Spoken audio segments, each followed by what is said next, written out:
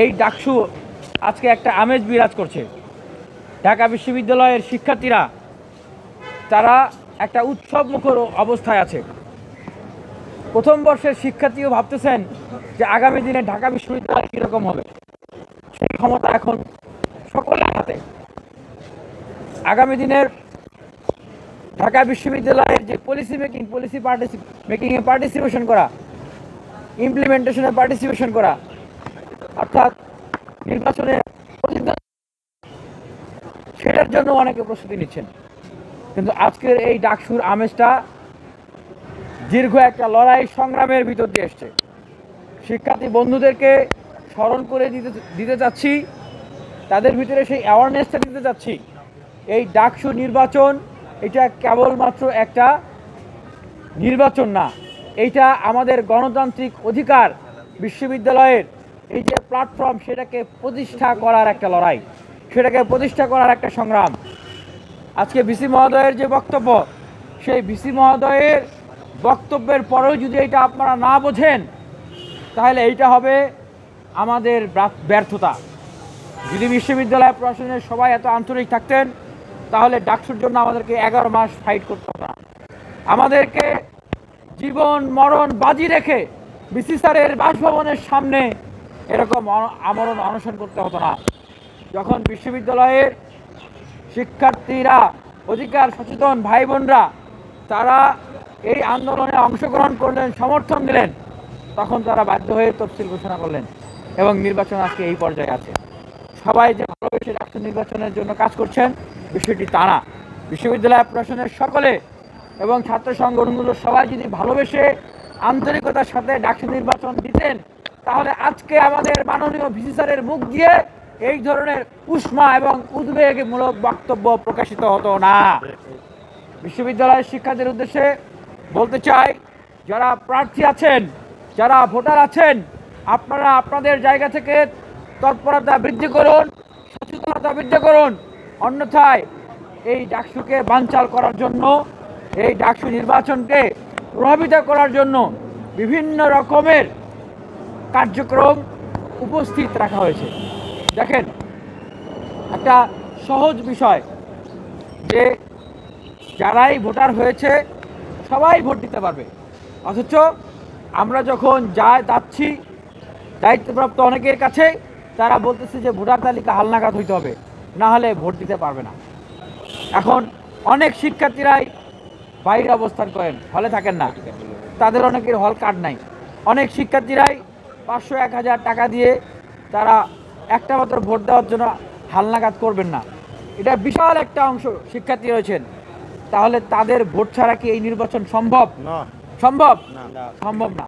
তার মানে এই দায়িত্বে থাকা যারা বারবার এই কথাটা বলছেন যে হালনাগাদ লাগবে, তাছাড়া হবে না, তারা ইচ্ছা করেই একটা সংকটকে জিয়ে রাখছেন। এরপরে আমরা বলছি যে প্রার্থীদের নাম ব্যালট নাম্বারের সাথে আপনারা ছবি যুক্ত করেন, কারণ এই সেন্ট্রালে 28 জন, হলে 13 জন, এতজনের নাম মুখস্থ রাখা অনেকের পক্ষে সম্ভব না, অনেকের নাম কাছাকাছি। এইটা নাকি তারা করতে পারবেন না। এটা করতে হলে তাদেরকে অনেক সমস্যার সম্মুখীন হতে হবে। আমরা স্পষ্টভাবে তাদের কাছে জানিয়েছি যে 19 সালে যারা আমাদেরকে ভিকটিম করেছে, আমি নিজে ভিকটিম হয়েছি এই SM হলে, সেই সাবেক ছাত্রলীগ নেতা, তাকে মনোনয়ন তুলতে দেওয়া হয়েছে, তুলেছেন, উনিও প্রার্থী। আমরা যারা ভিকটিম ছিলাম আমরাও প্রার্থী। এটা কেমন কথা? বিশ্ববিদ্যালয় প্রশাসন বলছে যে অভিযোগ নাই, প্রমাণ নাই, মামলা করো। আশ্চর্য বিষয়, 19 সালে কি আমরা অভিযোগ জমা দেই নাই বিশ্ববিদ্যালয় প্রশাসনের কাছে? আমরা যারা ভিকটিম হয়েছি সাক্ষী, আমরা কি বেঁচে নাই? আপনি গুগলে সার্চ দেন, সার্চ দিলেই সেই সময়ের নিউজ আপনি পাবেন, সেই সময়ের ভিডিওগুলো পাবেন যে কিভাবে তৎকালীন ডাকসুর ভিপি নুরুল হক নূর, সমাজসেবা সম্পাদক আক্তার হোসেন, বেনজির নামে আমাদের একজন আপু ছিলেন, তার পেটে লাঠি পর্যন্ত মারা হয়েছে, তাদেরকে আঘাত করা হয়েছে। আমরা ভিকটিম হয়েছি। তাহলে এগুলো কি গায়েব হয়ে গেছে, নাই হয়ে গেছে? আমরা এটা বলছি না কেউ এক সময় ছাত্রলীগ করলে সে আজীবন খারাপ থাকবে, সে অসৎ থাকবে। বাস্তবতা, মানুষ ভালো হয়, পরিবর্তন হয়, ধর্ম পর্যন্ত মানুষ পরিবর্তন করে, কিন্তু কারো ফৌজদারি অপরাধ তো মাফ হয়ে যায় না। তাহলে কেন আজকে ৬-৭ বছরেও সেটার বিচার হলো না, এবং কেন অভ্যুত্থান পরবর্তী সময়ে বিশ্ববিদ্যালয় প্রশাসন সেটার বিচার করতেছে না? আমরা যাদের কাছে যাচ্ছি তারা আমাদেরকে মূলা ঝুলিয়ে দিচ্ছে, তারা আমাদেরকে শুভঙ্করের ফাঁকি দেখাচ্ছে। এর উদ্দেশ্য কি? এর উদ্দেশ্যই হচ্ছে যে হ্যাঁ, এখন এমন একটা সিস্টেম চালু করে দিলাম, এমন কিছু সংকট জিয়ে রাখলাম, তোমরা এগুলো নিয়ে চিল্লাচিল্লি করবা, আন্দোলন করবা, মারামারি করবা, আর আমরা বলবো যে এই পরিস্থিতিতে ডাকসু নির্বাচন দেওয়া যাচ্ছে না, ডাকসু নির্বাচন কিছুদিন পিছিয়ে দিতে হবে, অথবা সংঘাত সহিংসতা শুরু হয়ে গেলে তাহলে ডাকসু নির্বাচন এখন এই মুহূর্তে সম্ভব না। যেই চক্রান্ত আমরা দেখেছি, বিশ্ববিদ্যালয়ে ককটেল বিস্ফোরণ হয়েছে, আজ পর্যন্ত আমরা বিশ্ববিদ্যালয় প্রশাসনের মুখ থেকে শুনলাম না কারা ককটেল বিস্ফোরণ করেছে, কী উদ্দেশ্য নিয়ে করেছে, কারা তাদেরকে পাঠিয়েছিল। হঠাৎ করে একটা ছাত্র সংগঠন আপনার হচ্ছে অভ্যুত্থানের কমিটমেন্ট ব্রেক করে তারা কমিটি দিল, সেখানে আমরা দেখলাম যে অনেক ভাঙচুর হলো, ফিল্টার ফেলে দেওয়া, সহিংসতা তৈরি করার চেষ্টা করা হলো। যারা এই সহিংসতাগুলো তৈরি করার চেষ্টা করলো, যারা পানির ফিল্টার বের করে ফেলে দিল, যারা হলে ভেন্ডিং মেশিনকে বের করে জুতো মারলো, তাদেরকে কিন্তু চিহ্নিত করা হয়েছে? তাদেরকে কিন্তু চিহ্নিত করা হয়নি, তাদেরকে কিন্তু চিহ্নিত করে তাদের বিষয়ে ব্যবস্থা গ্রহণ করা হয়নি।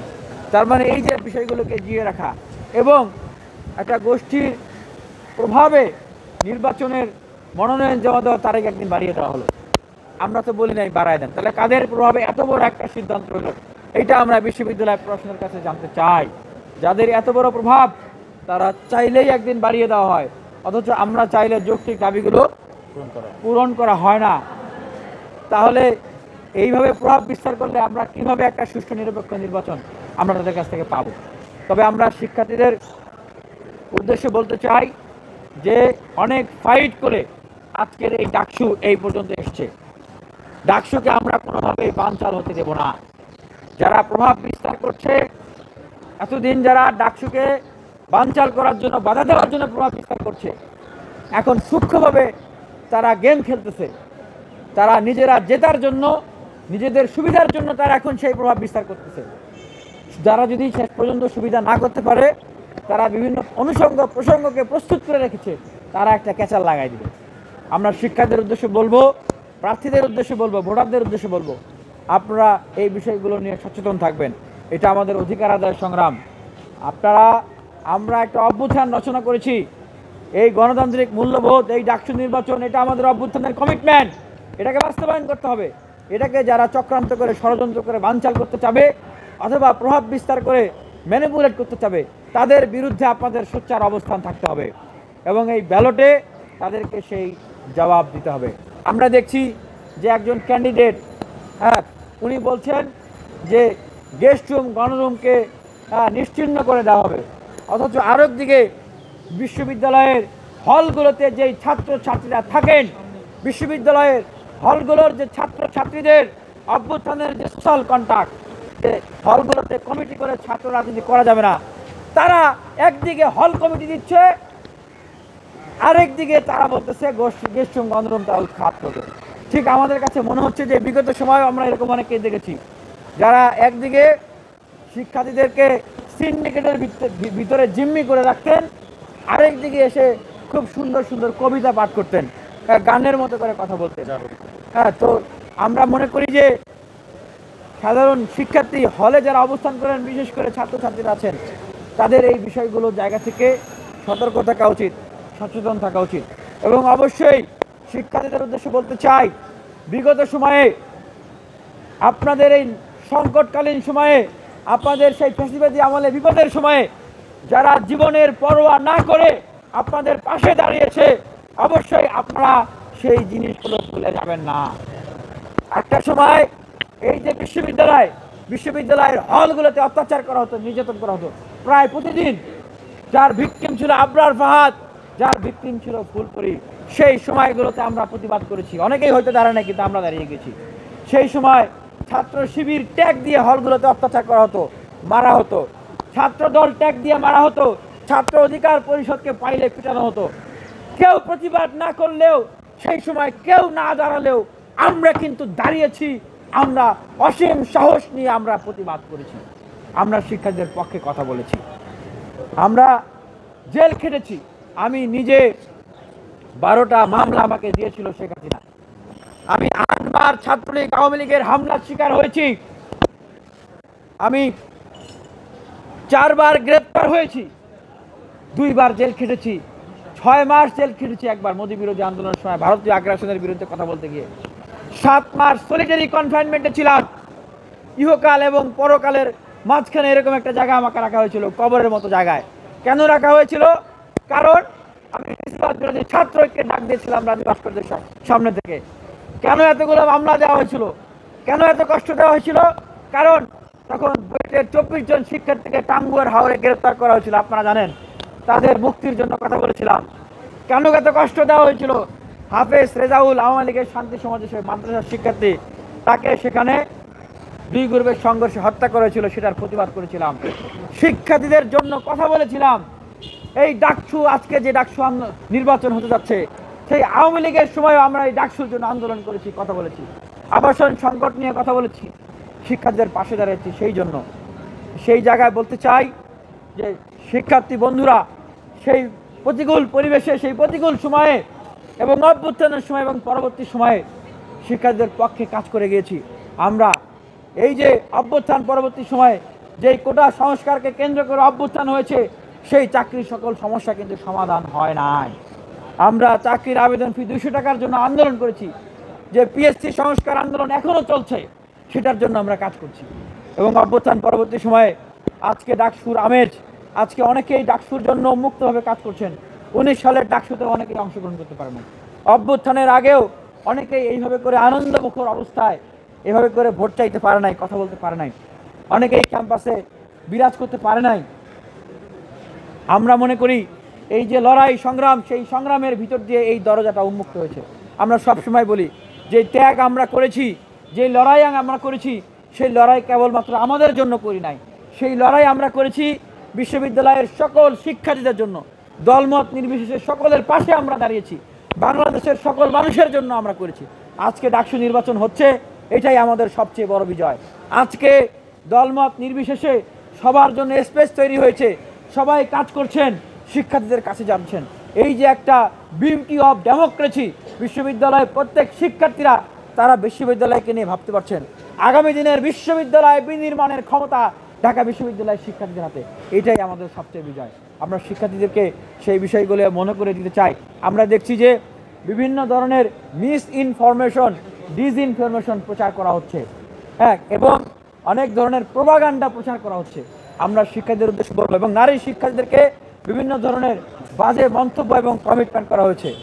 আমরা সেই জায়গা থেকে নির্বাচন কমিশনের উদ্দেশ্যে বলবো, আপনারা আপনাদের জায়গা থেকে আপনাদের যে নিয়ম আছে সেগুলোকে স্মরণ করে দেন, এবং সকল ছাত্র সংগঠন এবং প্রার্থী এবং ভোটারদের উদ্দেশ্যে বলবো যে অবশ্যই আপনাদের, আমরা ডাকসু নির্বাচনের আয়োজন যেটা চাচ্ছি, এটা একটা মনোমুগ্ধকর ডেমোক্রেসির উৎসব হিসাবে, এটাকে কোনো বিশৃঙ্খলা, মারামারি, হানাহানি, কাটাকাটি, হিংসা বিদ্বেষ উৎপাদন কেন্দ্র বা ছড়ানোর জন্য নয়। আর আমি যেই আহ্বানটি করছি যে অবশ্যই আমাদের ডাকসু অপূর্ণাঙ্গ থেকে যাবে যদি ডাকসুতে যারা ক্যান্ডিডেট হচ্ছেন তাদের ভিতরে একটা উন্মুক্ত বিতর্ক না হয়। আমি আজকে একজন ডাকসুর ভিপি ক্যান্ডিডেট হিসাবে আহ্বান জানাচ্ছি যেন প্রেসিডেন্সিয়াল ডিবেটের আয়োজন করা হয়। সাংবাদিক বন্ধুরা এবং বিশ্ববিদ্যালয়ের যারা স্টেক আছেন এবং বিভিন্ন ক্যান্ডিডেট যারা আছেন তাদেরও কনসার্নে দিচ্ছি যে অবশ্যই শিক্ষার্থীদের কাছে যে জবাবদিহিতার সংস্কৃতি সেটা চালু হওয়া, এবং আমরা শিক্ষার্থীর জন্য কী করতে চাই শিক্ষার্থীদের সেটা জানার অধিকার, শিক্ষার্থীর কাছে পৌঁছানোর জন্য প্রেসিডেন্সিয়াল ডিবেটের আয়োজন করা। সেই ডিবেট যেন আয়োজন করা হয়। আমি ব্যক্তিগতভাবে চাই শিক্ষার্থীরা আমাকে প্রশ্ন করুক, আমাকে জবাবদিহি করুক, আমার কাছে থেকে জানুক, এবং অপরাপর যারা প্রার্থী রয়েছেন তাদেরকেও প্রশ্ন করুক, তাদের বিষয় সম্পর্কে জানুক। এরকম ডিবেটের আয়োজন করা না হলে এই ডাকসু নির্বাচন একরকম একটা অপূর্ণতা এবং একটা অসম্পূর্ণতা থেকে যাবে। সেই আয়োজন করার আহ্বান, পরামর্শ জানিয়ে আজকে আমার এই বক্তব্য শেষ করছি।